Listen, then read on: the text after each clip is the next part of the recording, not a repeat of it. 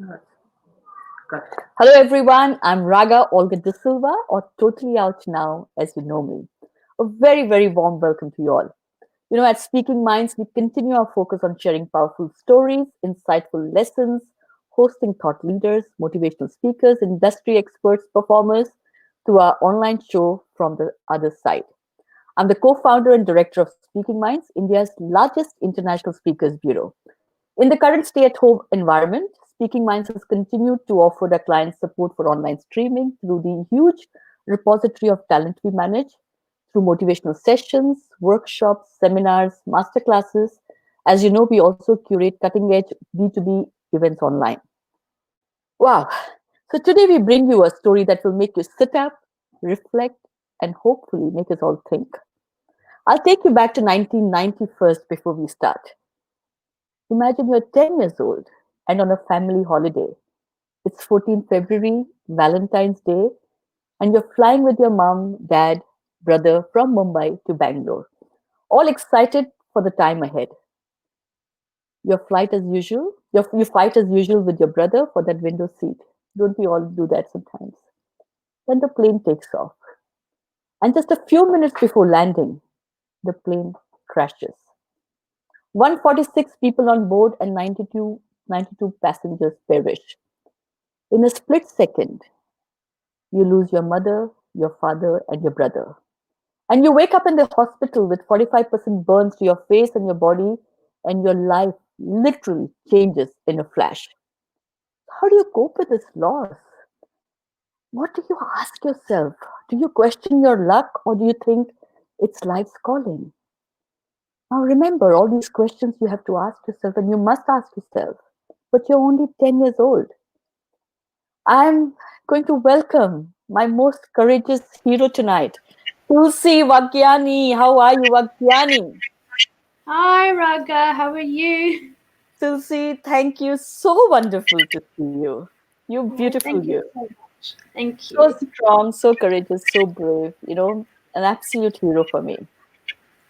Thank you. No, even just the introduction was just like, wow, thank you. I think you forget when you're living your life, you forget where you've come from and where you are now. And I guess you never remember the struggles you had because life is so good right now. But once upon a time, it never felt possible. Wonderful. So We have phenomenal. so many questions for you, Tulsi. I have so many questions for you, and not just from me, but from the audience who has come in contact with us over the last few days since we promoted this. So, Tulsi, I'm just going to start with something interesting because recently, as you know, there was an air crash, the Pakistan air crash, and 97 people perished.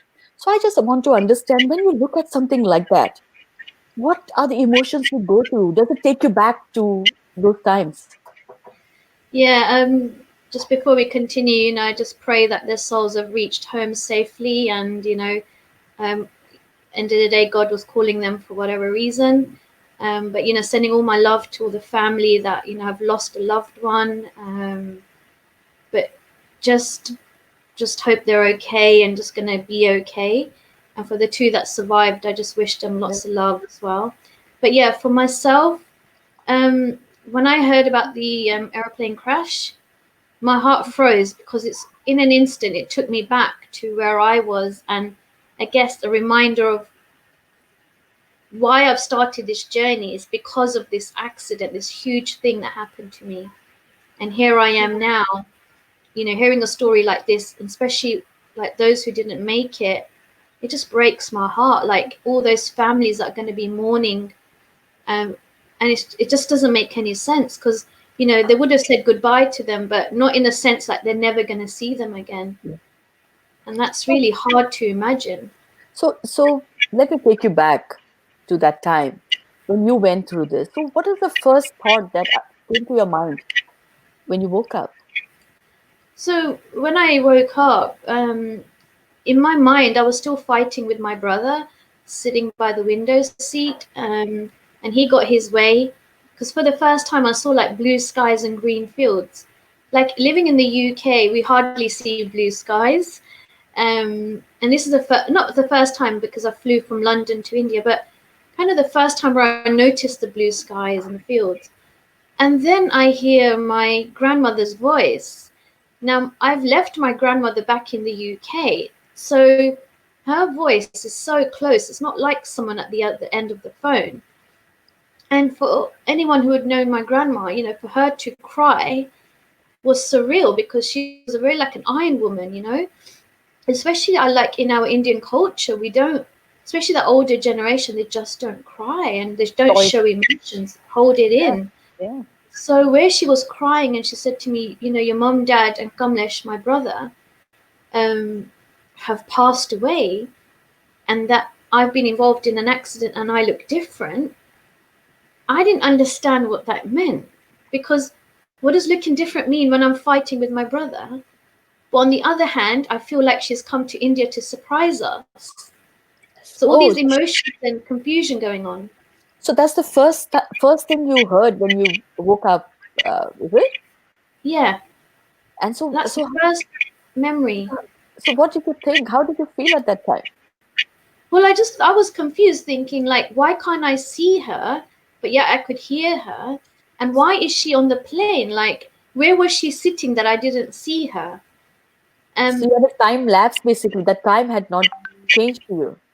Absolutely. And so it's surreal. And then not I don't know again how much time has passed, but I hear a young medic's voice telling me, Tulsi, you've been involved in an accident.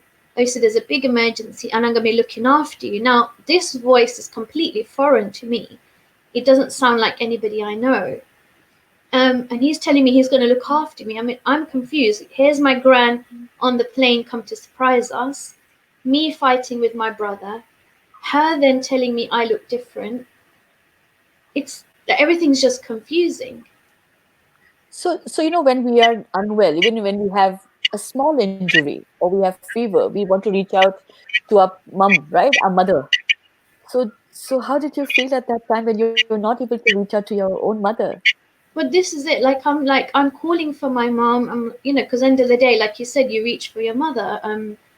And like there's no feedback. There's no feedback. But when my grandma said she's gonna take care of me and everything's gonna be fine, to me, I was none the wiser because I'm used to my grandmother taking care of me because Sure. I lived very close to her. In fact, I saw her every day anyway. So I didn't really register what she really meant by that. Then I'm flown back to the UK after a few days, and I'm now met with my other family members, like my aunties, uncles, cousins, who are now in the UK. And it still hasn't registered that I've been flown back to the UK yet. So now I hear their voice, and they pretty much told me the same information as what my grandmother had told me. And at which point now, again, I'm like, wow, have they joined me on this trip as well? Amazing. So obviously you can't see at this point, right? You are, Absolutely. yeah. Okay. So you're bandaged. Your eyes are bandaged. So that's My why eyes you're are only bandaged. listening. So that's Yeah, why you can only hear them. You can't see them. absolutely. So I'm talking to them, and again, they're crying. They're telling me the same information, like you've been involved in a plane crash. Your mum and dad and Kamlesh are not here. You look different, but don't worry. It's okay. You're going to be fine. But yet, in my head, they feel like they're on the plane, and I'm more puzzled as to where were they sitting that I Sure. couldn't see them So your mind is also playing with you at that time, right? Because the time has not changed for you. So tell completely. me, I remember reading and talking to you about when you first saw yourself in the mirror. So now you're only 10 years old and you've now heard of the loss. You can't really see. You can only hear all the sympathetic conversations around you. And now you're actually going to see yourself. So how did that feel for you? So yeah, I mean, sort of 4 to 6 weeks post accident, I got told they're going to remove the bandages, and would I like to see myself in the mirror? And I was very, very keen. I was so excited because for me, internally, I still felt like the same person. I didn't feel any different. I was still boisterous, jovial, um, just how I was before the accident. And again, I think this is important to reiterate. You never change who you are from the inside, but it's the conditioning that keeps coming at you that makes you change. So when they brought the mirror to me, I was so eager, and I think the nurses and the doctors were a little bit like dubious, like, hang on, why is she so excited? Doesn't she understand? And when I held the mirror in front of me, the person staring back wasn't me. And I really believe that somebody drew this face on. I Wow. really believe that somebody was playing a prank on me. But the moment the person in the mirror moved their mouth and their eyes, I realized that was me. And then I looked down at my left hand, which was heavily bandaged, but you could see the metal pin sticking out to straighten the fingers. My scars were red raw, and I realized, okay, wow, something has happened. But I guess either naive or optimistic, I truly believe, like in a year's time, this magic cloth is going to take the scars away. So I convinced myself, don't worry, this is fine, it's okay. And And so started your journey, right? The journey absolutely, of visible scars. completely. And of course, invisible as well, because as I understand, you went through a huge period of darkness, right, which you had learned to cope with. So, how did life feel for you after, as you were growing up from that time to now? Well, I mean, so when in hospital, everyone just treated me as Tulsi. I was no different. Of course, the nurses and doctors, they're used to um, seeing me this way, so they didn't treat me differently. So when I got discharged, and I thought, great, this is fine. Everyone's going to treat me just as Tulsi. But it's the journey to and from hospital, it's the journey to and from school, it's the name calling, the bullying, people crossing the road in case they caught something, people shouting abuse and all sorts of, you know, just language that I just couldn't even repeat on here. And that became my norm. But I guess when I expressed this to anybody close to me, the general message was, it's always going to be like this, so get used to it. So therefore, it became my norm. So, like the word ugly, for example, became part of my vocabulary. I didn't even know what it meant prior, but when I checked it up in the dictionary and I realized, wow, people see me as this, therefore I must be. So, therefore, I started to carry that word and label myself as ugly. And then being called Freddy Krueger on the street, again, never actually understanding who this person was. So I thought it was somebody very cool. So I went round like, wow, I'm like Freddy Krueger. To then come home and my uncle tell me, this is not something to be proud of. This is absolutely horrible. This is a negative connotation of who you are. You are not Freddy Krueger. That's the guy we watched that film, and that's scary. You are not that person. Wow. So we discussed this, Tulsi, quite a bit, right, yesterday as well. And we said how stories or how films, whether it is Hollywood or it's Bollywood, for some reason they seem to show people who have visible scars as evil, as scary, as ugly, like you said. And so is that narrative changing? Are you part of that change? Or how do we change this thinking? No, absolutely. I'm very, very fortunate. I'm an ambassador for a charity called Changing Faces here in the UK, and they consistently are campaigning for change, for people with a visible difference to be heard and to be seen and to be represented. So last year we launched "I Am Not Your Villain" campaign, and Okay. it's basically reaching out to the film and TV industry, therefore that people with a visible scar should not be seen as a villain. And this is what we face every day. And the British Film Institute has vowed to not have a character, a negative character, a villain character with a scar. So already things like that are changing. Brilliant. Um, there's a long way to go, but the fact that this conversation is now happening, it's Yeah. fantastic.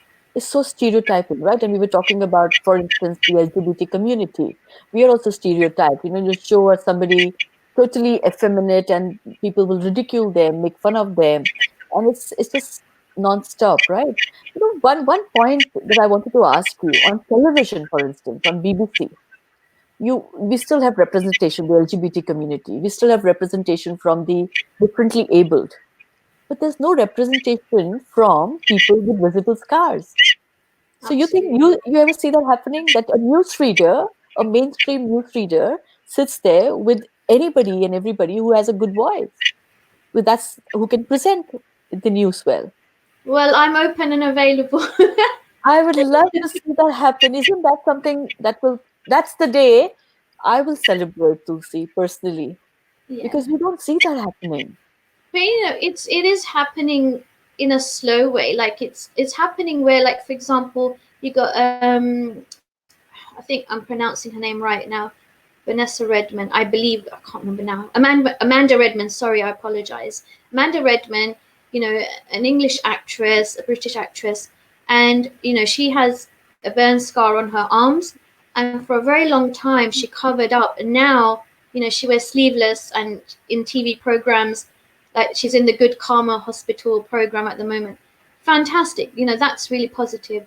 Another amazing positive person is Katie Piper. Again, with visible difference, but she's a TV presenter, and she's got her own charity, which is an amazing charity, which actually helped me with my confidence about 7-8 years ago. We are seeing it. We are.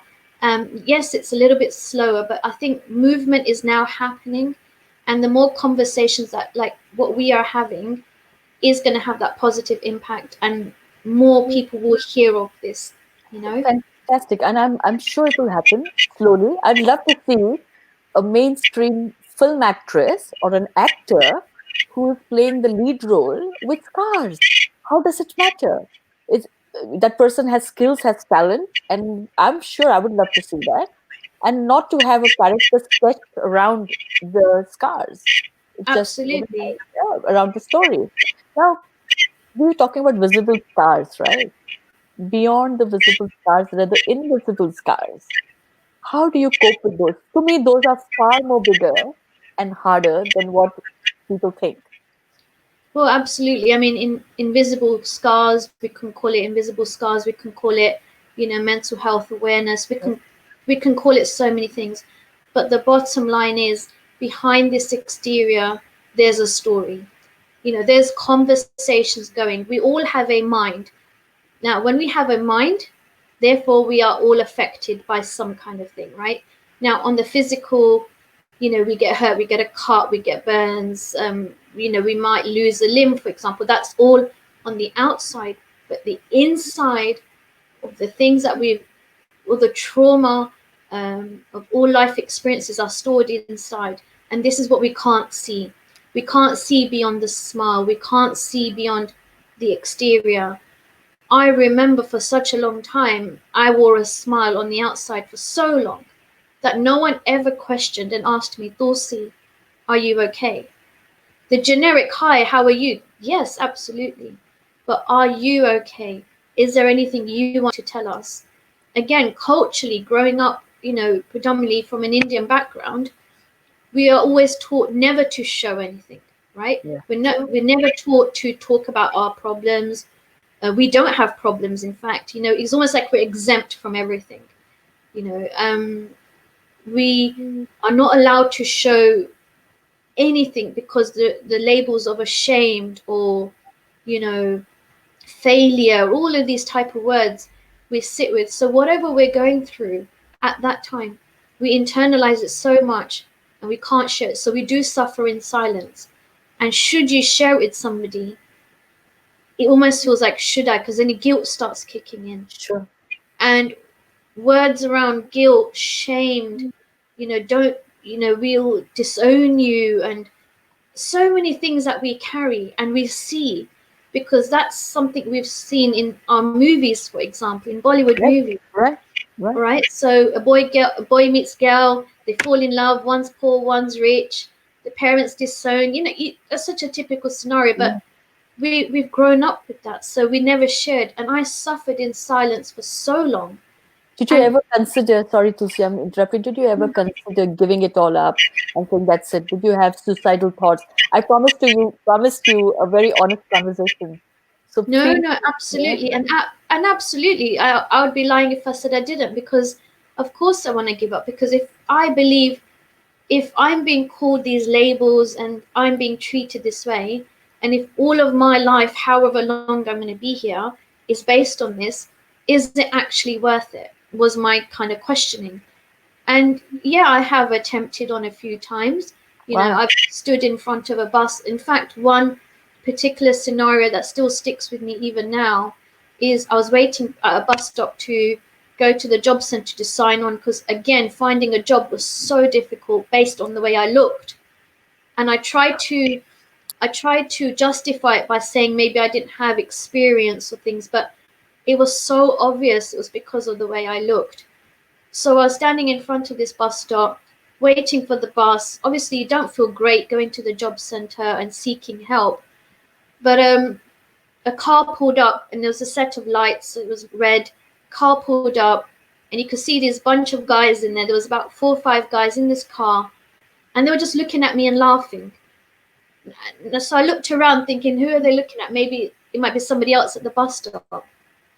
And when I realized it was me, it really hurt me. And then they actually wound down the window and they called me, "You're effing ugly. You deserve to die. And you should have died." Now, not only hearing that, on the other hand, I feel already useless because I've got to go job center to sign on just to get some money. And here I am faced with this. Again, it was like, do you know what? I'm just going to stand in front of this bus because, to be honest, I don't want to do this anymore. Now the bus is Mm. coming. I'm that close to standing. But the biggest thing for me, I think, was I didn't want to let the job center down. But ironically, I guess I didn't want to let myself down, if you look at it that way. So everything was always about not letting somebody else down, which is why I probably did so many things. So I got on the bus, went to the job center, and obviously I was really heartbroken. I signed on, and the lady at the counter did ask me, "Are you okay?" And I just had to look around thinking, who is she talking to? Because somebody actually asked me, "Are you okay?" And I said, "I think so." And she goes, "What's wrong? Like, what happened?" And I said, "I nearly went in front of a bus today." She goes, "Oh, like, did the bus come at you?" I said, "No, I actually stood in front of the bus." And she was like, "Oh my God." Like, she didn't know what to say. And then she kind of like got me water and made sure I was okay. And she goes, "Don't worry about this point. I'll look after you." But I just wanted to get out of there. So I signed. I said, "No, no, no, I'm fine. Don't worry. I'm okay." And literally like brushed it under the carpet and off I carried on with my day. But that incident always stays with me. And I don't often use that bus stop anyway, but every time I go past it, I go back and honor the person that I was at that time and talk to that girl and said, if only you knew life was going to be great. Yeah. So what stopped you, Tulsi, from taking those steps? I think for me, it was letting other people down. So, like in this case, going to the job center, I didn't want to let them down. But in all of this, fundamentally, I didn't want to let myself down. And I guess also growing up, it almost felt like I had no choice but to be this way, to just keep going. There will be a better day. I don't know when, but there will be. Surely there has to be. Tulsi, when And I heard your story and I listened to you, and I just want to tell the audience we have got a fantastic audience here, just so that you know, we've got a lot of people listening into you, Tulsi. And I will read some of the comments and feedback shortly before we get on to the next step. But when I heard your story, when I see you, when I've spoken to you, and I just absolutely love you. And I want you to know that this can happen to any one of us. What happened to you is something that can happen to any one of us. Accidents happen. It was an accident. We could be left, I'm going to use the word disfigured.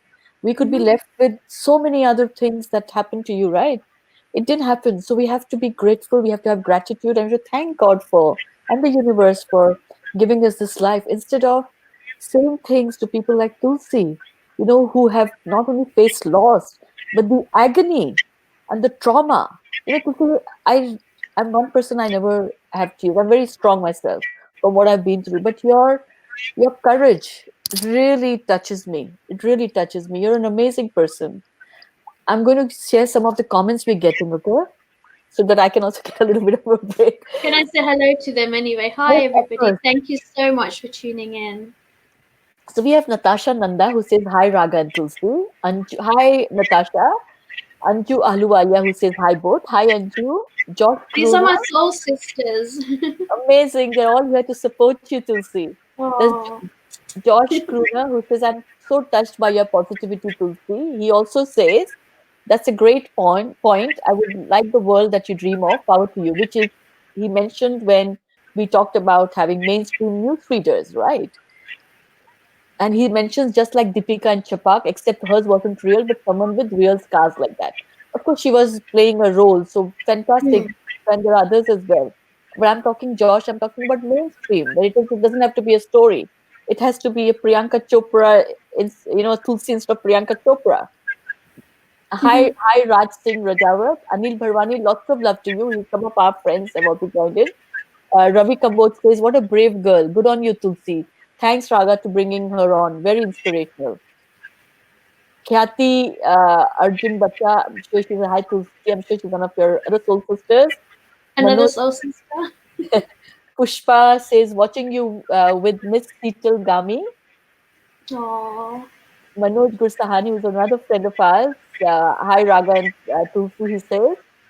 Anil Bharwani says, you're beautiful and an inspiration, Tulsi. thank you. Hema Mehta says, hello, Tulsi. So happy to see you overcome your inner scars. More power to you. And Kathy, it's a pleasure. She says, thanks, Raga, for giving her this beautiful opportunity. Tulsi is just amazing. And Manoj says, lovely chat, Raga and Tulsi. Now, thank you, everyone. Very, very kind, very generous. Please stay on. We've got lots to talk about. Tulsi, now I'm going to come to the harder part of the conversation. Do you think our Indian community, especially, talk about stigma, attach, put pressure on us? And for example, I give you an example. For example, wow. So there is this whole thing of ability and disability, right? I know from my own experiences that if somebody has a limb, they will want you to get married to somebody who also has a limb. So disability, oh, you're only capable of marrying somebody who's disabled. That's the word they use as well. So Hmm. how do you feel about that? Have you gone through these situations? Oh, so valued you bring that up. Absolutely. I think it's time we talk about this. Yeah, why do we as a culture just believe this to be the right thing? Like, do we not look at the mental implication of this? It's not just case of finish school and off you get married. There is more to this, to actually accept another true being into your life. It's a soul connection, it's a heart connection. It's not a physical connection, which is what we're taught to believe. We're taught to believe everything's based on the outside. She's good looking, he's good looking, that's the one you're going to get to married to. It doesn't work that way. Now, I growing up grew up with the fact from the age of 10, who's going to look at her? Who's going to marry her? That's what I knew, right? Growing up is the same conversation from different family members, community members, anyone that I met, especially within our Asian culture. So, having grown up with the words ugly and all of these things, I truly believed that I was never going to find anyone who would love me for just me. So, when I did find somebody who was attracted to me, because they could see past my burns, even if it was for a physical moment, I believed this was everything. But also growing up, family members, like especially like if they're in India, oh, there's a young boy, he'll get married to you, like it was a last resort, like it was something they should feel sorry for me. Oh, there's a boy who's got burns, you and him will get on great. Well, why? Just because we both got burns? What if he's a horrible person? Correct. What about that? That doesn't matter. But I could also be a horrible person with a nice person, but no one looks at that, right? Just because we're both got scars, we're going to understand each other. Well, not really, because the journey I've had to go through to work on myself might not be the journey he's gone through to work through himself or whoever I'm going to attract. So So, why all this pressure for marriage or arranged marriage? And why does one have to feel the pressure of being married first of all, and then put into a situation to be that marriage to be arranged with somebody with similar, it's like we always look for similarities, right? Parents look for similarity. So why does the similarity have to be about the physical and not the emotional? That's what you're saying. Yeah, because I guess no one's been taught that we can change this. No one's been taught that we can change this dialogue now. Nothing needs to be how it has always been. Because just because that was then does not mean that is now. And what works for one person does not work for somebody else. And that's something so vital, and we need to see that we are all individual human beings.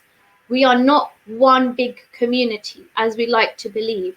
Okay, community comes together for positive things. It does not come together for negative things. Sure. So for me, as like I said to you when we spoke, that I have received a huge amount of abuse from the Indian community living overseas, not in India per se. So when I came out, and this is like a long time ago, I was physically kicked. Emotionally, I was a mess because they took an opportunity to say horrible things to me just because I chose to be in a same-sex relationship. Someone came and kicked me, spat at me, hurt me physically. It was a Gujarati woman. So have you experienced this yourself? Abuse, that kind of abuse. I've experienced physical abuse on the sense like, young children throwing things at me to see what kind of reaction I have, them encouraging their friends, like, throw this at her, see what she has, like, as if like I'm emotionless, like I'm some separate entity, that came from somewhere else. And this all comes from teaching from back home, like within our homes. This comes from how much love and compassion are we actually showing in our family home, because it starts there. Yes, we are influenced also from outside, of course, but we should have enough grounding and foundation within us, enough heart space within us to know that that is wrong behavior. So do you And think the why? social conditioning, Tulsi? Absolutely. And why do we have to continue to act like this is acceptable when it's not? It's just not acceptable on any terms. I'm going to ask you this question. So, if it is not acceptable, when this happened to me, I ran away from the scene. I was so embarrassed. Felt shame. I felt like I Yeah, had done something wrong. I ran away. I got into my duvet. I didn't get out of my bed for 7 days. So, somehow yeah, we take it upon ourselves that it is our fault. So, yeah. how do we change this narrative, Tulsi? Do you confront it? Do you turn around and say to somebody, no, I'm not ugly? You look at yourself. Do you ever say that? Oh, absolutely. I've retaliated many times, and sometimes, you know, and if ever you have retaliated, sometimes you feel so small, and like everybody else is looking at you, and suddenly you feel like, just swallow me. Like, I suppose again, I feel embarrassed for standing up for myself. Especially like in the London Underground, as you know, on a busy train, people are looking at you. Now, if you confronted someone, suddenly all eyes are on you, regardless of whatever else is going on. So feeling claustrophobic. So I feel very claustrophobic. Soon as I leave my house, I feel claustrophobic. And I could never understand what this anxiety was. Now that we're in lockdown, and the fact that I feel like I can breathe for the first time is because I don't have to deal with the name calling or the staring. I don't have to deal with the bullying. I've had respite. And I didn't realize just how much for 30 years I've carried You this. carry. Wow. And every time I've confronted just to stand up for myself because no one defended me, I felt like I'm the one who should be embarrassed, but it shouldn't be me that's embarrassed. It should be the abuser that is embarrassed. We as a And society there's should be no ashamed of ourselves. excuse. Tulsi, as a Completely. society, we should be ashamed of ourselves for treating anybody different from visible difference in this manner.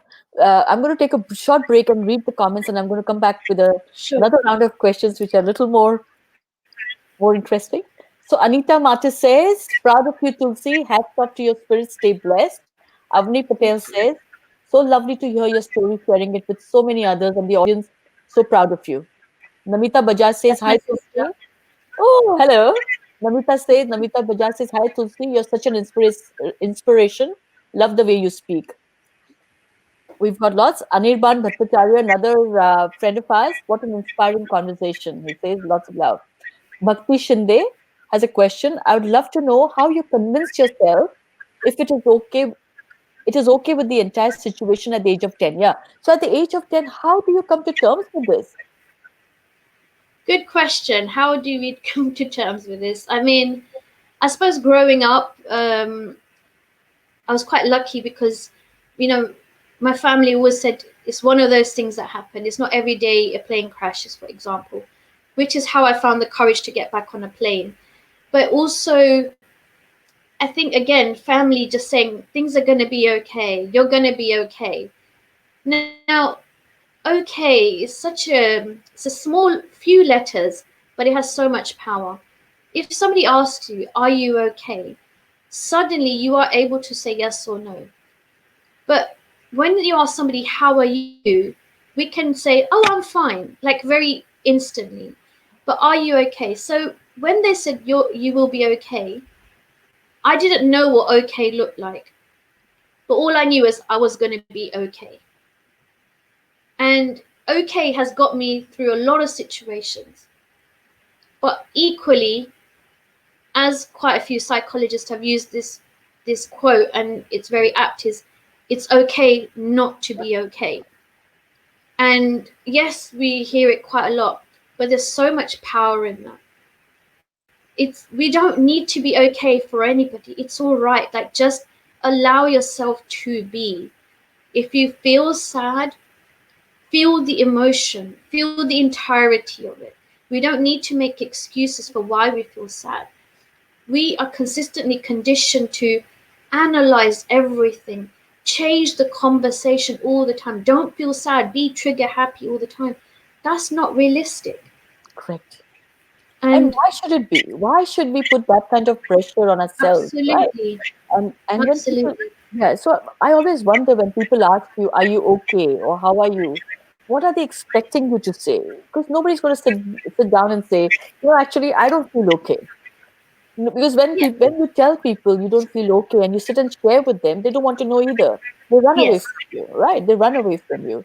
So how do yeah. you cope with that? How do you cope with those kind of questions? And are you honestly sharing, "I'm not okay," or are you just saying to them, "I'm okay," and people just To accept it? be to be honest, I will say I'm not okay, but I also say I'm working through it, and I know it will be okay, Brilliant. because energy wise, comes from our own inner GPS, so to speak. You know who's going to listen and you know who's not. You also know who's going to have that capacity and space to hold space to allow you to not be okay and allow you to share. And then you're also going to know those who are going to run away because they don't know what to do with it. And why is Yeah, because they're fighting their own inner scars. This is not a place of judgment or anything. This is a place of trying to understand, hold compassion so that somebody else can grow. And I suppose because I was giving love and compassion out, but I wasn't giving it to myself. But the moment I learned I had to give it to myself, everything changed for me. And that's why I'm able to be in front of you to share my story so frankly and openly, because I am more than my story. I am more than my scars. But I've had to work, absolutely. I've Absolutely. I put in can the just hours just so I imagine. can help people. Absolutely. I mean, what you have been through, how the courage that you've had to not only just have a different kind of a life, right? Your life is different, but you've Hmm. made the most of it. You found a purpose, and this is your purpose right now. Sharing your story, transforming people. People are getting inspired. And I don't know how many people are listening in and saying, "Wow, and what am I crying about?" I thought that to myself. Tulsi, I'm going to ask you something. And that's a program that I watched a lot on television. I was glued onto it for a while, and that program annoyed me for a long time. The Undateable. Oh, I yeah. don't know. Yeah. Okay. And the Undateable, the program always had people who were different, right? And and they kind of highlighted and made it mainstream. And I understand fantastic contents, and access into people's lives. But why would anybody call anybody undateable is something that I've never been able to understand. Did you ever look at it and think to yourself, "I want to question this and I want to write to them and say, what is this word undateable?" The funny part in that is somebody from that program actually contacted me to say, "Would you like to be featured on there?" Okay. I'm not. At first, I laughed, and then secondly, I was like, I felt really offended because again, undateable. Are you indicating that I'm undateable? Yes, there might be a play on words there, and to change, misconceptions and everything. I understand that, but I'm not undateable. Yes, I believed I was because that was me working through my own inner demons, so to speak, and society's versions of I'm not dateable. But I just don't understand, like, how, again, everything's based on the exterior. So, based on the exterior is why somebody's not able to find someone to date them. That we need to change this. Like, this ab- just does not make any sense. And, Absolutely. but we live in this. Now, growing up, like yourself, like myself, our first point of social interaction or a vision was like our Bollywood films, for example, right? And we grew up with them. They were always playing in the background or somewhere. Now, our version of beautiful was measured against those actresses that were on screen. Now, that's not reality. They don't even look like that, as I said to you the other day, in Look real. like themselves. Now, how am I supposed to work on myself to look like that when that's not who I am? I'm 5 foot nothing, first of all, and I have hips and curves in all the places that maybe are just not deemed okay by society, but I don't care. Two fingers up to that.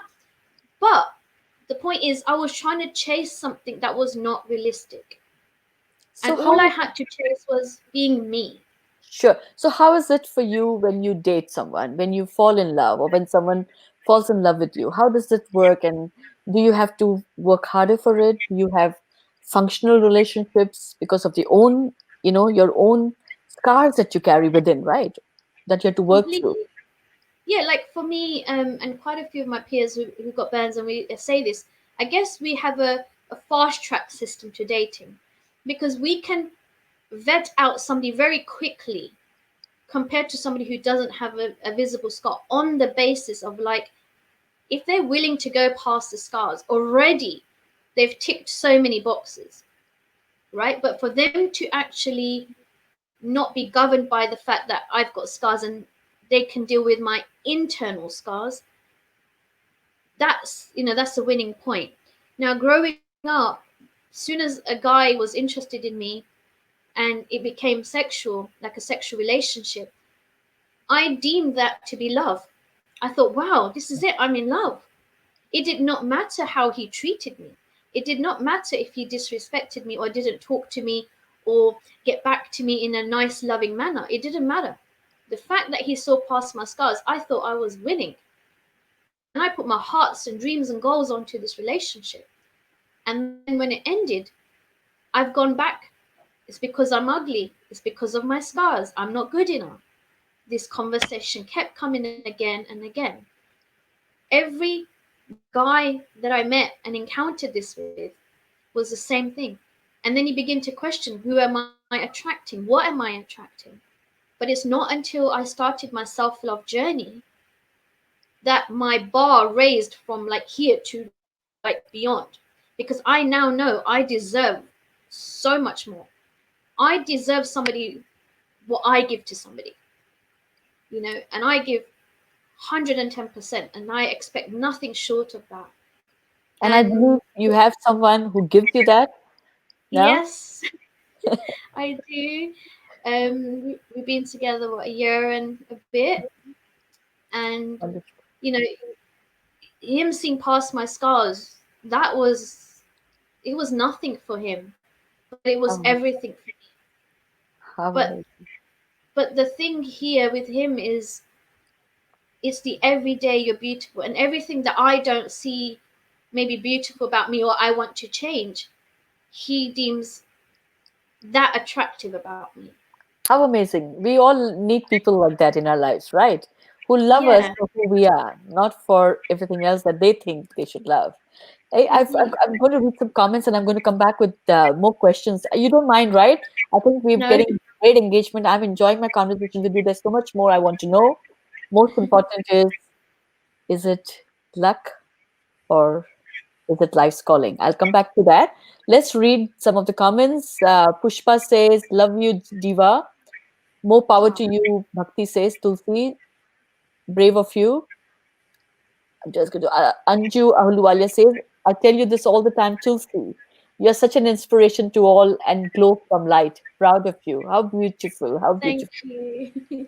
Yeah, Bhakti says she is living life with so much positivity. She's truly an inspiration. We've got Sarita Dasgupta, who's a very well-known author from India, Kolkata. I know Kolkata is facing a lot of crisis right now because of the Mhm. shock. So, Sarita, thanks for joining in. How brave and inspiring, she says. So, my question now to you is, Tulsi. So, when this has happened to you, and now you've come to terms with it, it's been a while, you know. So, do you look at it as luck, or do you see it as life's calling? How do you now look at life? Fantastic question. Totally life's calling. Yeah, Complete blessings. Um, if somebody asked me what would you change about your life, I would say nothing. I will do this all over again, from the loss, from the visible difference to everything else in between. I will do it again because I'm not sitting here in front of you if it was just luck. It's totally life's calling. It's my sole purpose. This is why I'm here. This is why I'm a sole survivor in my family. This is why I'm here to tell the tale, so to speak, and to help break the stigma, help break these conversations that we have to ourselves or out in the community. This is the time where we say, certain things are just not acceptable, and this is our time to fight certain injustices because we all deserve to live in this world. We all deserve to shine our own light, and we all deserve to be surrounded by love and be loved. That's the fundamental, you know. sure. So for me, it's an absolute life calling. So, Um, have you ever questioned life, though? Have you ever sat back over the years and said, "Why me?" so I've never questioned why me because I've always said try me. I've always asked God to give me more. I don't know why, but I guess now I understand why because so I could share this. But back in 2006, I was diagnosed with end-stage renal failure. So both my kidneys were failing. I was on 15% function, and within 4 months, my kidneys failed. I was on dialysis for 3 years. Now I took that as a pinch of salt in the respect that it's just another day. It's what I do. It's how I cope. It's nothing. It's not a big deal. But it was a big deal because every night I dialyzed whilst in the middle of doing my degree, Wow. and how I get through it, which I guess only the divine knows. But I did it because I had no choice. That's what I felt. I had no choice. But really and truly, I was making the right choice for me. And then, one night I get a phone call 2009 for a kidney transplant in January 2009. And again, life is about to change in a big way. And I get this phone call and I thought, great, I'm going to get this transplant. It's going to be great. Life is going to be normal again. Although I was really living a normal life on dialysis. But I was so ill that whole year of 2009. I was practically, resident at the local hospital. And, even the doctors were confused as to what was going on because I was so ill, consistently in and out all the time. And they could not work out what was going on in the midst of a night, like if ever you stayed in hospital, it's horrible. Like, people are in pain, the machines are going off, but it's an eerie silence, especially late at night. And I was on sort of a high dose of steroids and immunosuppressants at the time, and I saw Krishna, the Hindu deity. Yeah. I was neither nor religious nor a skeptic, atheist or anything. Like I just didn't have a belief of anything.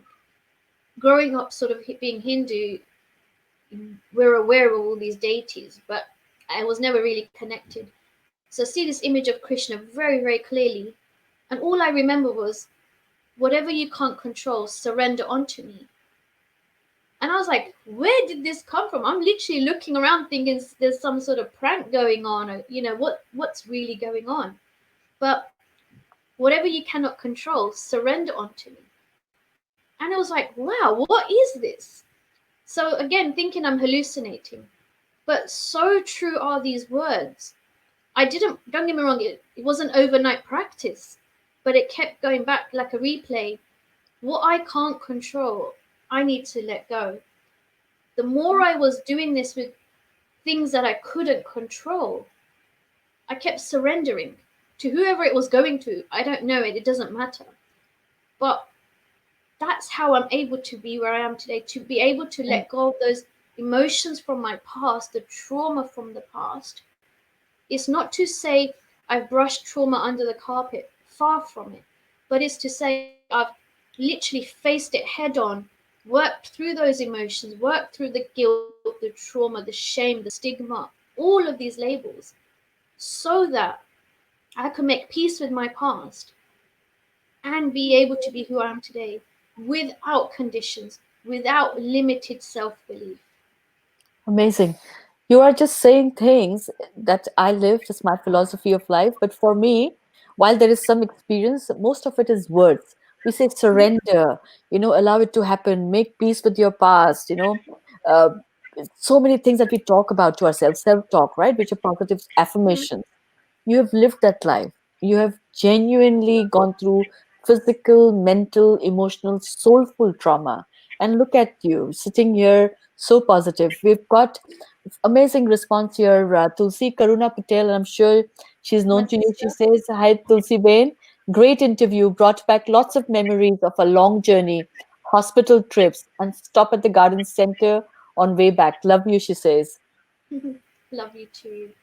Valerie Lazareva says, basically asking, where do you get your positive power from? So, yes, who is this? Apart from the divine energy, where do you get it from on a day to day basis? I think it's, we all have a closed heart. Like we're born with an open heart, right? We, I truly believe our first breath is love. The second, third, fourth is then what's put upon you, conditions, expectation, and everything else. Especially when you're Asian, is guilt, expectation. You're going to be a doctor and you're going to be a lawyer. That's a lot of pressure to carry from a young age. So, but the bottom line is, we are born in love, as in the first breath is love. How we're conceived or not, that's beyond our control. But it's what we're conditioned throughout. But if you remember to always use your inner GPS, which stems from your heart and your soul, you cannot go wrong. If your heart is open, that's it. That's who you trust. I truly believe my divine lives in my heart. Like that, my divine is always with me in everything that I do. That the source is within me, you know, and the answers are within me. So it's up to me to tap into. However, if the mind is cloudy, Yeah. we will never get to a heart at a fast rate because our mind will kick in and make us doubt ourselves, make us question who we are, make us see all the negative in everything. The key thing is here to quieten the mind so that the heart can speak louder. And I Sure, meditate almost 3 times a day now. sure, sure. Um, So do you have a lot of support system? I can see that your friends, family are very supportive, and I've seen your Facebook page. You get a huge amount of love. But has it always been like this, or has it happened over time? And you spoke about your grandparents as well. So yeah. tell us more about that. What kind of support do you get on a day-to-day basis? So I'm so blessed. I mean I cannot even express how much blessings I have in my life because the people like who have just messaged through, these are the people I message every day. Good morning, how are you? And if I have not done it, they've done. It's an everyday thing. So I have that. I have that in abundance. As for all those who follow me and comment, they're all walks of life. I've met them, be it from a school or a job or just on the street. But they've always been those people flying the flags for me.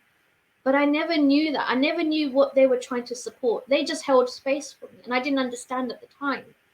Sometimes it feels like they're just pitying you or they feel sorry for you, but it's not. They just had genuine love, but I couldn't accept that because, the thing with us as humans, we're all able to give. but we Yeah. find difficult to receive love. Yes. Yes. Unless you reached a point where you have done what you've done, right? Made Yeah, peace, let go, like Hema says, let go, something we don't do easily. Your energy is amazing, she says. Surrender to the superpower which I guess is within you. So true. It's like when you are in peace with yourself, I think that's so much easier for one to receive as well, not just give, right? absolutely. Vaishali Sangal says, Tulsi, you're amazing. I just welled up to what you said about surrender. Just what I needed to hear, love. I'm just trying really hard to stay calm and focused. This is I've learned so much, Tulsi. So, Tulsi, the lockdown eventually will be relaxed. How do you feel about? I know you shared your, reservations around it. So, how do you feel about going out into the world again? I don't want to go out.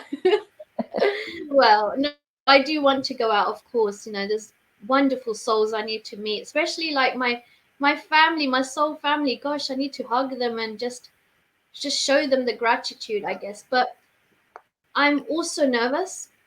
I would be lying if I said I wasn't. I've had this amazing break. I've had amazing break from no judgment, no name calling, no one crossing the road. I get, look, we're living at the moment, we're all wearing masks and gloves and whatever we're doing. We're crossing the road in case we catch this virus. But my biggest thing I leave you with is catching a smile is more contagious than a virus. Let's spread that. Let's Yep, spread that. So absolutely. I've experienced what it's like crossing the road and people catching something. I get Mm, that. And how many friends and family have now said to me, "Oh my God, Dulcie, I fully understand what you've experienced, what you have had to experience when people look at you as if you this disease. People look at you as if like, oh, I'm going to catch something for you, or you're just not needed in society." That's been my last 30 years. wow, it's I've so had a shocking. It's incredible, how we human beings are. I just find it incredible, and it's at least been disbelief sometimes, Tulsi.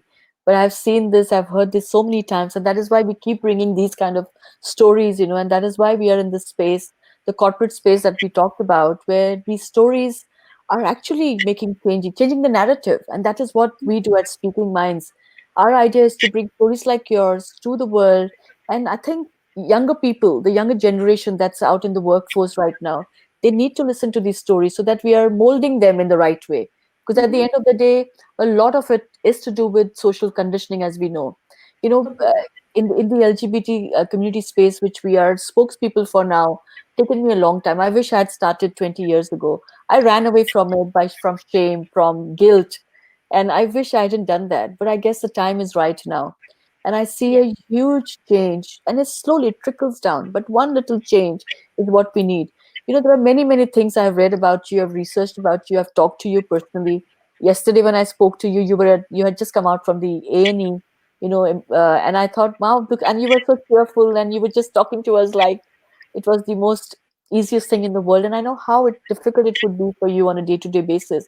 One line that I saw on your website, which I loved, and I thought I'm going to bring that to the audience today. You have said, I breathe in my courage and exhale my fear. I'm just thinking, when we meditate, people, and we breathe in and breathe out, can we breathe this in and breathe out fear? Because all of us, start our day or life from fear. We are so petrified of everything, about judgment, about what people will think, what people will say. Let us just be. Breathe in courage and exhale fear. I love that line. And you said, I Mhm. breathe in my courage and I exhale my fear. What Yeah. beautiful lines. Is there anything that you want to leave the audience with before I conclude this question, which I don't want to? I think, going forward, like the reason I know why I'm here is to spread love and compassion. And for me, humanity, serving humanity has always been within me. And I didn't quite understand why or how. Fighting injustices in the school playground I was doing. And here I am now as an adult. I'm not, I'm here to do that. I'm not here to take things lying down and saying this is how it is. My thing is, no, this is not how it is. This is how it can change. And with love and compassion, obviously comes kindness. Yep. If we carry that and spread that, the ripple effect of that is going to go far wider than hate ever will. Hate has to die somewhere, and hate can only die with love. So the more we raise our heart vibration, the more we're going to see change.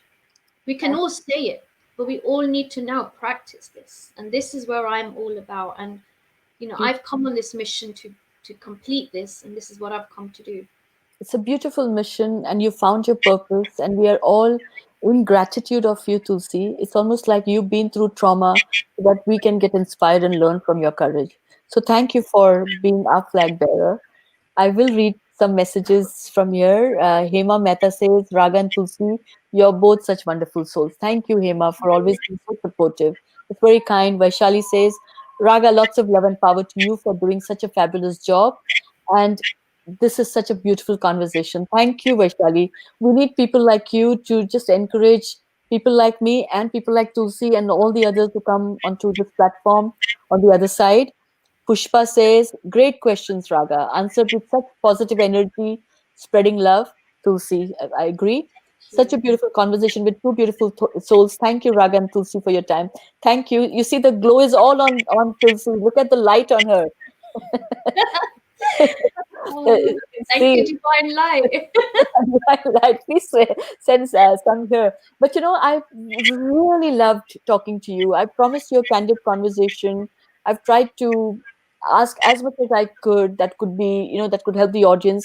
I will be online. We will be here for another 2-3 minutes. Anybody has questions, please feel free to ask. Tulsi is here. We are in no rush to leave. Valerie says, you're really magical. Thank you. Since long time I'm with you and so happy to speak with you. Tulsi, that's wonderful from Valerie. Oh, Raj, bless you, Valerie. Raj Singh Rawat says, stay blessed, Tulsi. Thanks, Raga, for having Tulsi on the show. It's Thank such a pleasure, such a pleasure. Tulsi, I bring in many, many people here, very interesting people, people who are, talk about the Kama Sutra, people who talk about former hostages who are coming on next week, first double amputee summit, Mount Everest, such achievers. Your story is a big achievement for me because this story now, we're going to take it to the world. I promise you that. Very good question has coming from Vaishali. Beautiful question. Vaishali says, how do you define forgiveness? So forgiveness is something I feel has been very important in my journey.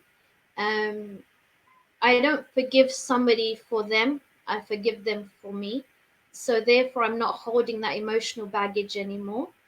And releasing emotional baggage allows me to fly higher, feet on the ground, but wings in the sky. And that's how I live. So, Tulsi, that brings me to that question that I wanted to actually ask you, and somehow it kind of got lost.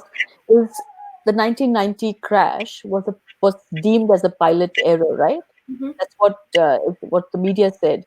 So, were you ever able to forgive that and move on from that? Completely.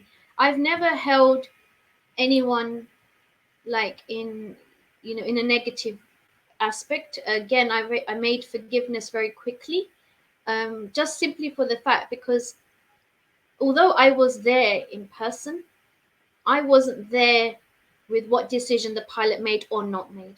I wasn't there because the way the engine was made or not made. I wasn't there because of the weather condition or not.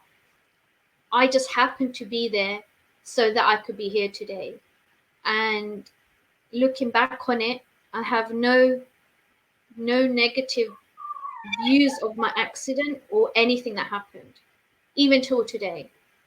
And I suppose growing up, where I was taught is one of those things that happen. It's not every day you see a plane crash. That stayed with me. So I guess I never held that bitterness. Wonderful. So beautiful, pure soul, Tulsi. You're getting such amazing comments. Anju Aluwalia, you're very kind to say very nice things to me, but the focus is on Tulsi.